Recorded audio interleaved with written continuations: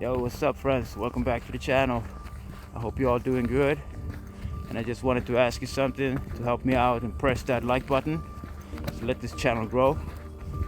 But with that out of the way, now let's get back to these videos. There are things we're not supposed to remember. Hidden in the cracks between myth and history, they sit, silent. It starts with gold, raw, ancient, pulled from the earth like blood from a vein, and shaped into a box that no one was meant to open. They called it the Ark of the Covenant. But what if it was more than that? What if it wasn't God inside that box? What if it was something else entirely? Something they couldn't explain, something they feared so much they dressed it up in divine mystery to hide the truth. The kind of truth that could crack open reality itself. Could the Ark have been a weapon? A machine built with knowledge we were never meant to have. A device so powerful, so alien, it had to be hidden behind a curtain of myth. Look closely at the ancient texts. Beneath the poetic language and sacred reverence, there are hints of something far more tangible. The Ark didn't just inspire, it annihilated. It altered the course of history not through divine will, but through something that even now we can't fully explain. Something that radiated energy. Something powerful enough to reshape the very fabric of reality itself. When the Israelites carried the Ark, they carried something beyond their wildest imagination. And as they moved it from place to place, the Ark acted as both protector and destroyer. Cities crumbled before it. When Solomon's temple fell, so too did the Ark disappear from the pages of history. It's said to be lost, perhaps hidden away by those who understood its true nature. Maybe it lies in Ethiopia, guarded by monks who believe it to be sacred. Or perhaps it's buried beneath the sands of Jerusalem, deeper than anyone has dared to dig. The Ark of the Covenant is probably some leftover device from a ship, radiating. That's why it's so dangerous. I don't think it has much to do with religion actually, but what do I know? This is gonna blow your mind. Can you explain this? In 1561, an unusual event occurred over Nuremberg. Witnesses reported seeing a vast array of objects in the sky, described as spheres, disks, and cylinders engaged in a battle-like formation. Some accounts mention smoke, fire, and strange colors, all being seen at this phenomenon. It lasted for about an hour, leaving many people bewildered and frightened. Despite various theories, the causes of the celestial event remain a mystery, sparking debates and fascination among historians and ufologists alike. Okay, so this not only happened once in 1561, and this is the story, so I'm gonna let you pause this and read this anytime. I'm not about to read it to you, so I don't want to bore anyone, but it's all there, and it's very interesting and very confusing. Like, if people actually saw what they're saying, what could be the explanation? And then I found out it didn't only happen once, but twice. Because look, there's another one, August 1566 in Basel, Switzerland, similar location, very similar to what they saw. What do you think? Space battle over Germany? Yeah, it doesn't surprise me at all. The real question is what happened to the ships that crash landed over Germany. Maybe all that technology has been hidden for long times, and we all know that Germany has always been at the top in the front of this UFO creations. It's always been a nuisance and a poke in the eye for the Americans, knowing that the Germans has access to all these things. And that's why many of them went to Antarctica to start a new life with the people that already lived in there. And if you didn't know, back in the 60s or 70s, these UFOs, they went over Washington just to show off. But of course, America cannot take that, so they went down there to start a beef. And you all know what happened. They got their ass whooped.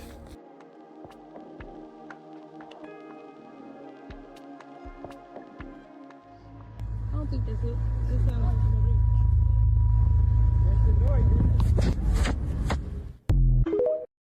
You guys hear how they're trying to make glow-in-the-dark trees? Avatar's already done it, dude. Scientists, they're literally taking genes from like bioluminescent creatures, from like fireflies, jellyfish. They're integrating it into trees to where it will glow in the dark at night. Cool. How cool would that be? They Like, wanna, imagine putting like in small towns and we don't need like lights That's anymore. what they want to do. Dude, They said how no more fun. street lights. It would just be trees, but they're also trying to make it to where it sucks up like 100 times more carbon monoxide. So, aren't doing enough. like, come on. We're just disappointed in you. Could you be better? Imagine just like some dad. It's like this tree's father. It's like, you got to be better than your light up brother. Your brother's toilet paper now. He's wiping butts. You can be something better. You can glow. Baby, you can be a star. Dude, treehouse parties would be so much fun. Dude. I would much rather have trees that are toxic or something instead of just a bunch of light poles and power lines and It stuff. has light. I wonder if to some extent it also has heat. I've always been a raver in my heart. I love doing trance music, psychedelics. So glowing trees, yeah, that's something I'm looking forward to. Cillian Murphy is not in a good way, and people are freaking out seeing this. Most of you probably know who Cillian Murphy is, star of many blockbusters, like Peaky Blinders, Oppenheimer, Inception, many more. People are not happy and are extremely worried after what's just happened. You may know this film, 28 Days Later, which you probably will never be able to watch again. I'll get to that. It's arguably one of, if not the best, zombie movies of all time. And then you got the sequel, 28 Weeks Later. And the trailer for the new film, 28 Years Later, has just dropped.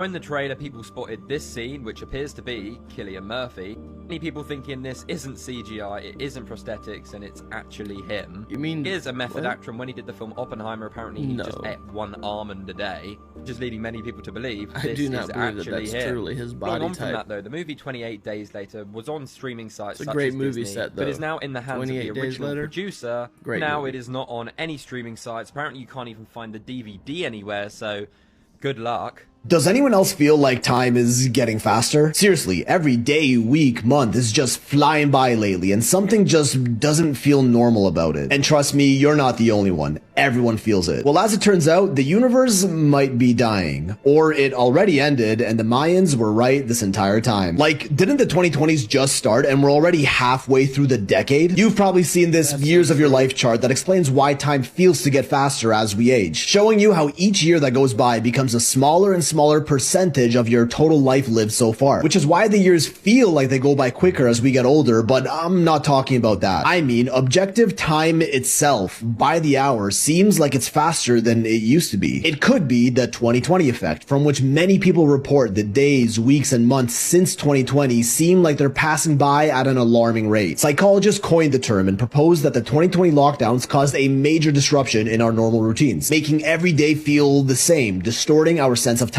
During the lockdowns, time sort of stood still. We basically did nothing for a whole year, and then we're still heavily restricted for another year after that. When we do the same thing every day in confined environments, we lose our sense of time. But then, as things returned to normal and social interactions, vacations, work, the regular flow of life came back, comparing this active lifestyle to the past 2 years of doing nothing, life started to feel as if it was moving at lightning speed, and time sped up with it. But no, this is different. I don't know how to explain it, but you know what I'm talking about. Everyone feels it. It has to be something more than that. What if the world, the entire universe actually, is ending? There are many scientifically backed theories that propose how the universe may end, one of which is called the Big Crunch. It's sort of just the opposite of the Big Bang, which was a huge explosion that created the entire universe. All matter, galaxies, black holes, stars, and planets that we have today. Scientists have observed that the universe itself is actually continually expanding out in every direction faster than the speed of light ever since. This is because of dark energy, the dominant force that causes this expansion, and we don't exactly know how it works. The Big Crunch hypothesizes that this expansion will eventually lose its momentum, slow down, and possibly even stop. If this happens, the force of gravity of all the objects inside this enormous universe would take over dark energy as the dominant force in play. And what does gravity do? Brings everything back to the center. All objects in the universe would slowly collide inwards towards each other, bringing the edge of the universe itself in with them. The entire universe gets smaller and denser, which makes it really hot and eventually collapses back to its singular point of infinite density that was the start of the Big Bang, which may even trigger a new Big Bang, and the universe would start all over again in an infinite cycle of big bangs and big crunches that goes on forever. And we're just currently living in one of those cycles. Now, the theory here is, since space and time are directly related, as per Einstein, when the fabric of space gets smaller, so does time. Imagine the entire timeline of the universe as a spring, and passing down this spring is us passing through time. As space collapses, that timeline spring, in theory, condenses as well, making the journey of passing down the spring shorter and quicker. So whereas before, getting from, say, day 1 to day 2 on the timeline of the universe took 1 unit of perceived time, now experiencing that same segment of time from day 1 to 2 only takes 0.9 units of perceived time, resulting in the same segment of time feeling like it goes by quicker.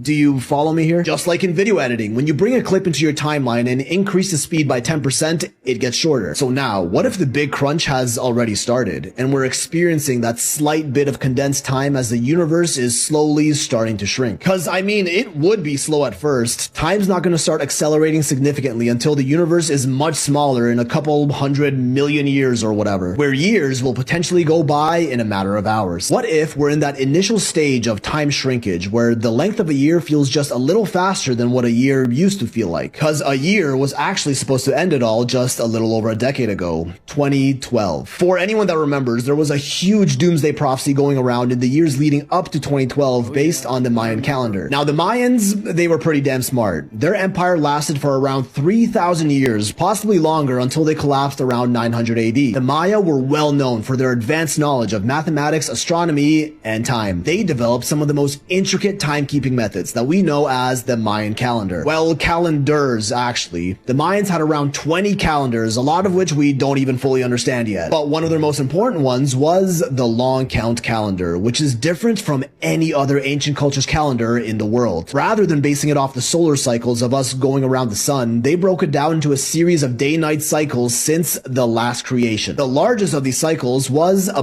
Toon, which was around 394 years. And 13 Toons would make a complete age, where everything would reset back to zero. They believed they were living in the fourth age, which started in August 3114 BC. 13 Toons after that gives us December 21st, 2012, the end of that age, which many people thought would mark the end of the world. But what if, through some divine knowledge of the Mayans, that just marked the end of the universe expanding? And it's been collapsing ever since, as per the Big Crunch, slowly but surely speeding time up with it. Because a lot of people claim things haven't really been the same since 2012, almost like we switched timelines. Coincidentally, in that exact same year, scientists in Switzerland apparently opened a black hole using the Large Hadron Collider, aka the Big Bang Machine, where particles are accelerated close to the speed of light in a 27-kilometer loop and smashed into each other, working on experiments meant to recreate the very first moments of the universe. CERN, the organization leading the research, discovered a new particle known as the Higgs boson, aka the God particle, in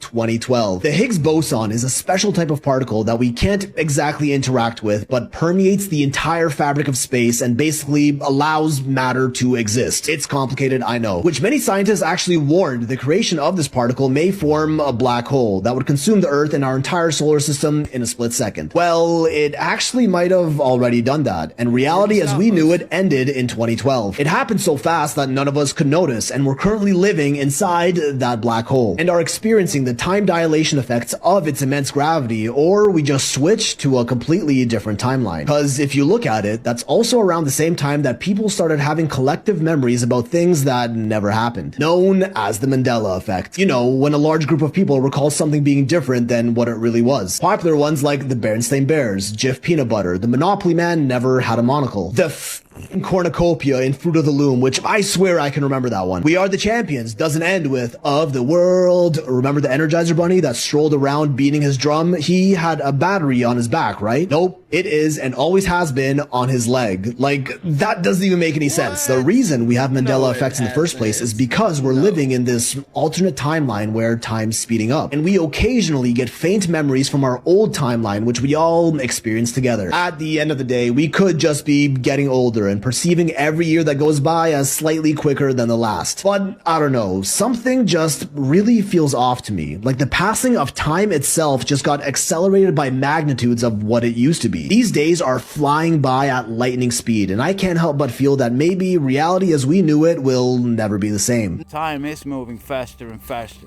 We can all feel it. Maybe we all just shift into another reality, as we keep doing from time to time. That's why I keep telling you, you gotta vibrate higher, vibrate positive.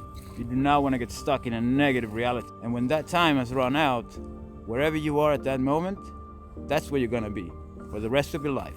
What is this? That's in our galaxy, only 700 light years from Earth. This is called R Aquarii because it's in the constellation Aquarius, and in the center is a star that's 400 times bigger than the sun, but it changes in size, brightness, and temperature. We can watch this. We have a time lapse of this. In the span of 390 days, it can get 750 times brighter, which makes it 5,000 times brighter than the sun. But it also has a companion. Orbiting the star is a white dwarf, which is a star that has died, and now it's just the core, and it's shed all of its outer layers. So basically, when this white dwarf gets close to its star, it pulls some material off of it and creates a disk of material around it. But then that gets too much, and it explodes off of it in these powerful jets. And these plasma jets are what creates these giant loops. And this is so much bigger than it looks. Like, if this was the sun, where do you think Earth would be? Wrong. These streams reach 400 billion kilometers, which is 2,500 times the distance between the sun and the Earth. And these explosions create heavy elements, which is really cool because we get to watch how the universe creates elements. Look, y'all. All right, y'all, this is a live cam. We're back at it again. This thing is moving. Oh my gosh. What in the world's going on in New Jersey, y'all? Oh, dang. And we doing y'all a live view, y'all, because this thing is a lot. It's like moving, y'all. Like, real talk. This portal thing. I don't know what this is. This little blue thing. Extended. Screen. Look, y'all. Screen. Yeah. Look, y'all. This is a live view from New Jersey Beach. Oh, my goodness. Look, y'all. This is no lie. Right now, this shit is happening. Don't do it too close because we want to be able to see. Live view, y'all. This thing is something like... Maybe go back up. It's good. Something look like it's coming out of this portal. Yeah, I don't know about that, but it looked like blue beam technology to me, so maybe it is a portal. Who knows?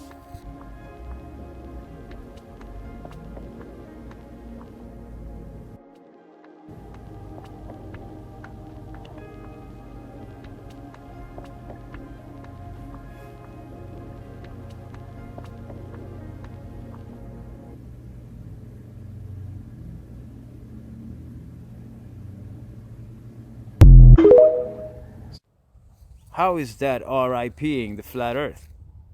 Explain that to me. The controlled demolition of Tartaria. Look at this. Used to look so much better.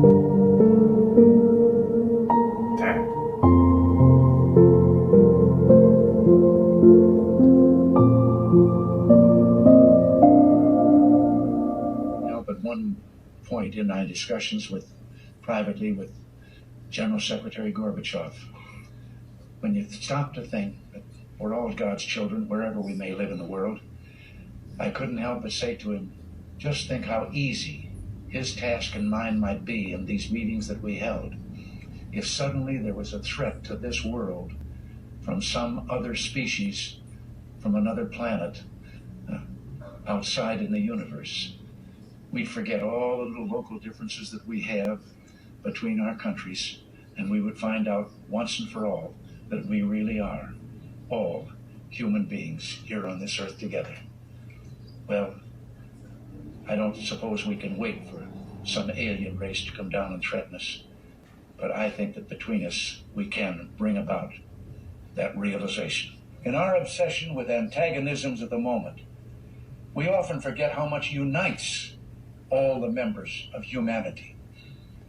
Perhaps we need some outside universal threat to make us recognize this common bond. I occasionally think how quickly our differences worldwide would vanish if we were facing an alien threat from outside this world. And yet I ask you, is not an alien force already among us? What could be more alien to the universal aspirations of our peoples than war and the threat of war? I think maybe I'd answer it this way. I keep, in my frustration sometimes, you know, actually, if you count some of the things going on in smaller countries and all, there have been about 114 wars since World War II. But I've often wondered, what if all of us in the world discovered that we were threatened by a power from outer space, from another planet? 3 times. Wouldn't we all of a sudden find that we didn't have any differences between us at all? We were all human beings, citizens of the world, and wouldn't we come together to fight that particular threat? We all know there is a planned invasion coming, so be vigilant. I think we're watching the most evil thing I've ever seen in my lifetime, which is the lame duck administration leaving the next administration with the world war, with a nuclear conflict, by allowing Ukraine, a proxy state of the United States, to strike within Russia. I think that people in Washington misunderstand Vladimir Putin, and they think he's a monarch with absolute power, which is not true. And Russian politics is complex and it's lively, and Putin is very concerned with his approval rating within Russia. He cannot appear weak. That's a huge threat to him. He feels that, I can confirm. If he can't hide attacks on him by the United States through Ukraine, either on Moscow or big civilian casualties, I think he will have no choice, in his view, but to launch like a serious response against Ukraine or NATO countries, or possibly the United States. Seems like the most reckless thing that's ever happened in my life. For Joe Biden, or whoever's acting in his name, to do this just 2 weeks after the country resoundingly rejected governance by the Democratic Party in the administration, and on his way out as an 81-year-old man, knowing that he has about 6 weeks left in office, to just say, I know that these are massive risks, but I'm willing to take them. I'm 81. I don't really care. And then to make it so much more difficult for the following administration to do what they promised to do during the campaign, which the American people voted for and wanted, which is to resolve this war. Instead, we're risking escalation with the world's largest superpower, nuclear power, over what? That is just an a-hole thing to do. Why make it harder for the next guy? You're still gonna have to live in that country. When you go on an exorcism, what are you carrying with you? This is the weapon, the rosary, my number one weapon. It's like holy water. I have a relic of the Cave of St. Michael, which you're now familiar with. And I take a piece of the true cross that Christ died on. Those are my main sacramentals that I go in with. What do you mean a piece of the original cross? So the actual cross he died on, I have a piece of it that's in a special reliquary within it's like a crucifix with a secret compartment. Where did you get that? I got that from a bishop in Rome. Why was it given to you? Back maybe 20 years ago, it was much easier to get relics. Now they're all kind of monitored, and there's checkpoints to go through. There's a bunch of nuns that actually control who gets what. It's very difficult now. That is almost impossible to get unless you're a bishop. I also have a glove of Padre Pio. Do you know who Padre Pio is? I don't. So he's a saint that died really not too long ago, I think in 68. He was an Italian friar who had incredible gifts. So he could read your soul. He could see your sins just from looking at you. He could be in 2 places at the same time by locate. What? He levitated. He glowed. He had the wounds of Christ on his hands, his feet, and his side, and they bled constantly. So he always wore these gloves. Man, anytime you're using weapons, in my eyes, that is just all bad. But if you gotta help somebody that has something negative stuck inside their body, man, I'm rooting for you. Someone wrote into my show, said, Michael, if you could meet the devil. I said, I don't know, I probably have met the devil a few times. Don't wish I met him twice. You've met him twice? Personally. How'd that go? Not well the first time, because I wasn't went even well a the seminarian. I second? was discerning. I just came out of my life of sin. I joined Our Lady of Victory, like I mentioned, and this little old Polish priest who became my spiritual director. And I remember one day I went in and I said, you know, this job is killing me because, it was a sales position. I was entertaining big shots at all fancy restaurants every night, drinking. I said, I can't balance this with trying to live this new life. It's not working.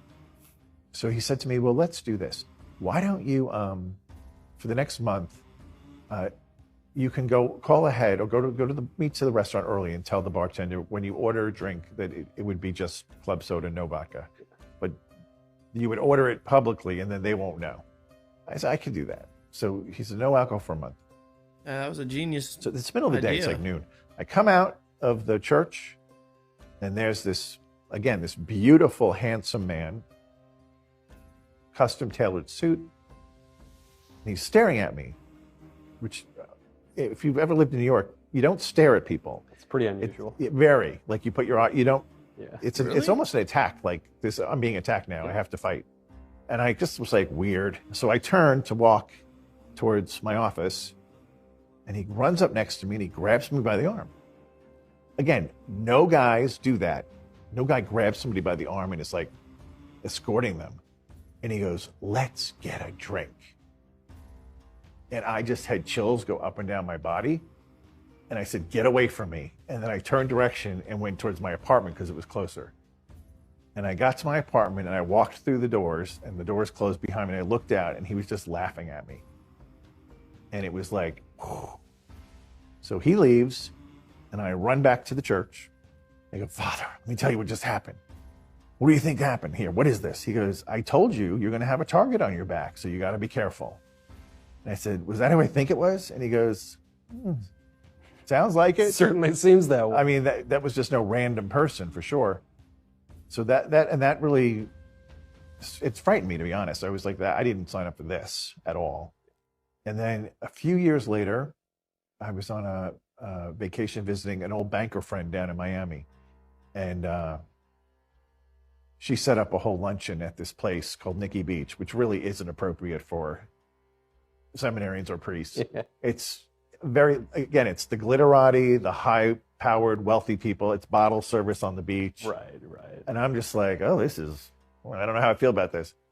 And the two girls to my right, I knew both of them. Sandra was hosting, and my ex-boss, Christine, was with me.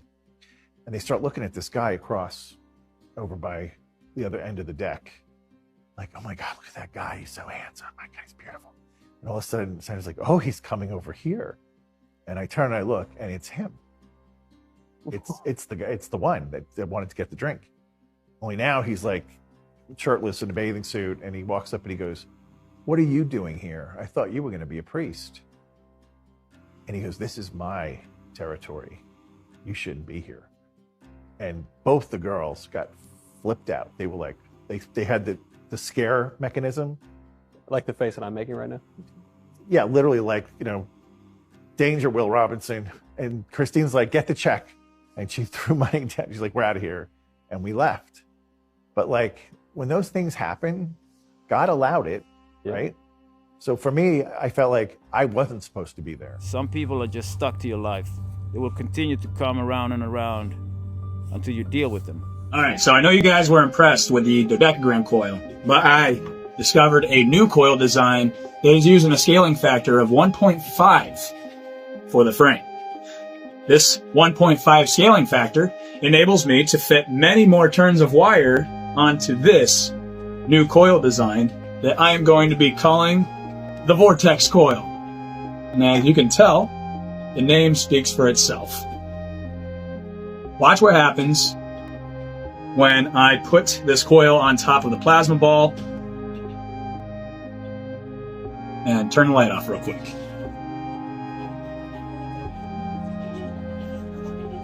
Check that out.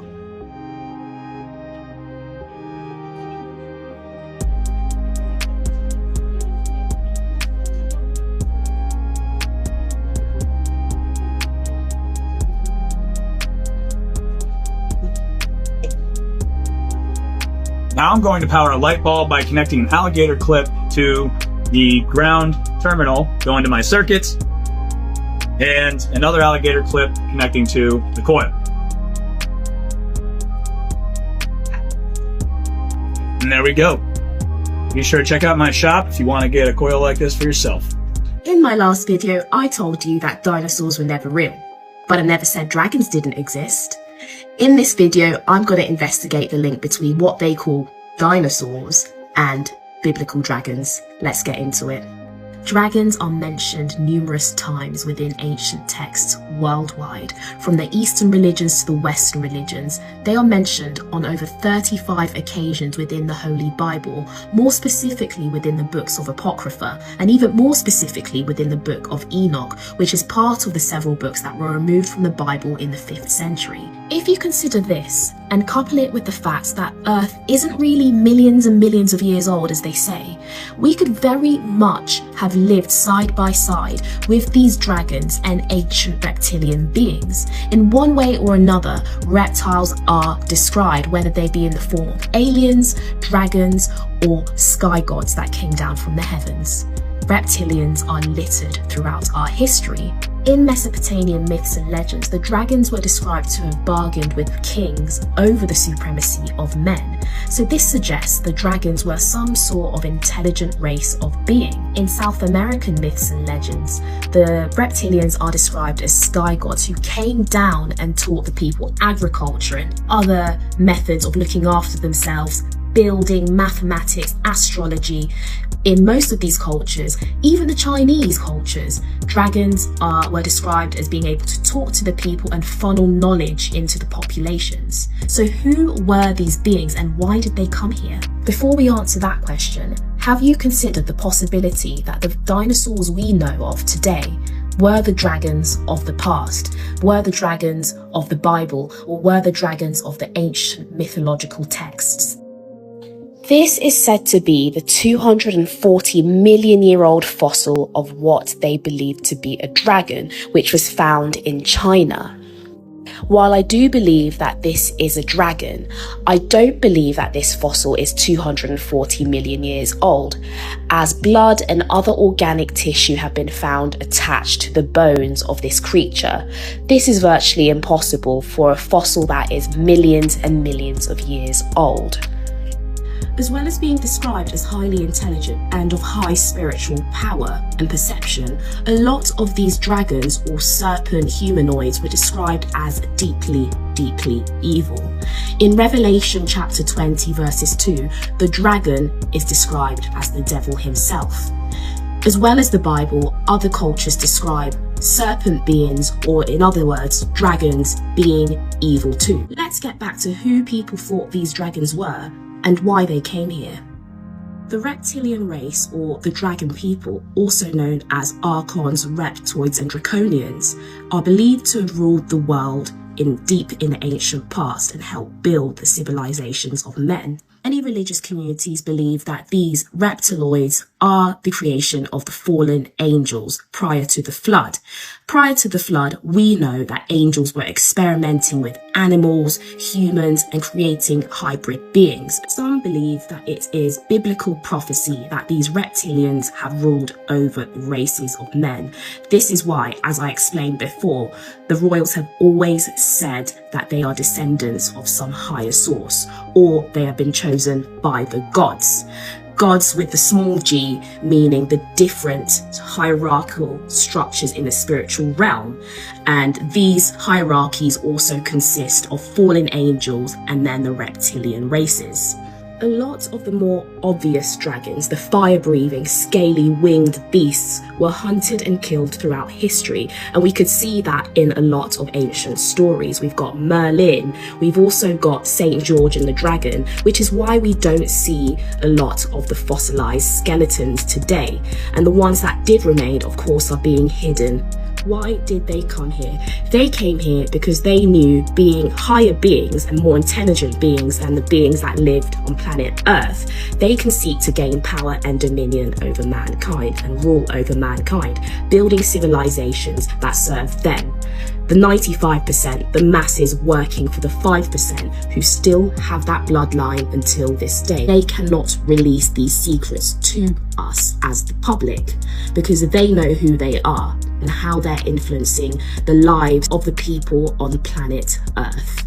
We as humans are on a higher spiritual frequency than these reptilian cold-blooded beings. They may be more intelligent or slightly more intelligent, but they cannot harness the spiritual power or connection to source that humans do. They feed off of our pain, our suffering, our stress, and everything else that goes on in our societies today. because they cannot harness the power or access to source that pure humans with pure human DNA can. And on that note, I want to leave you with a lovely quote that David Icke once said.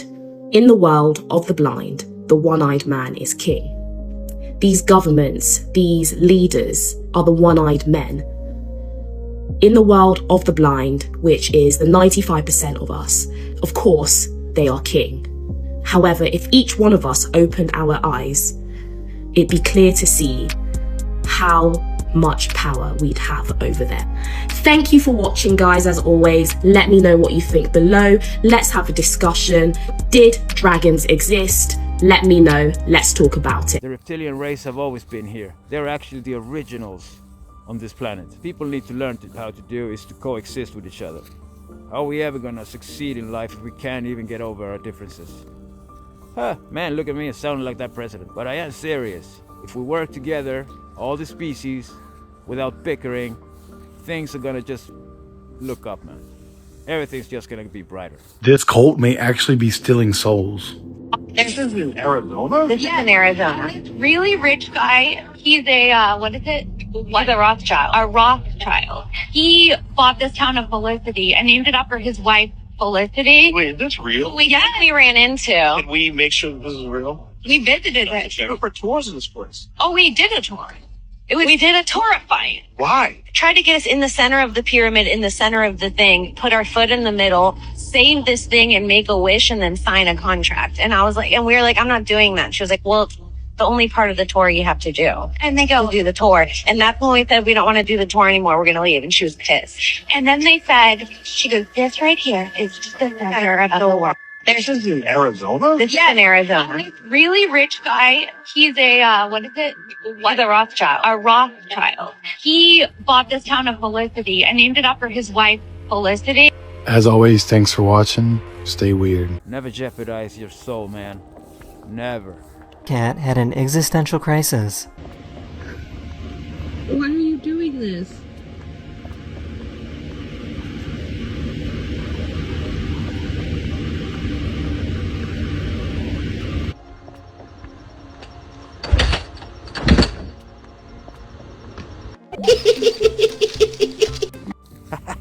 Alright, people, that was all for today. I'll see you in the next one. Peace.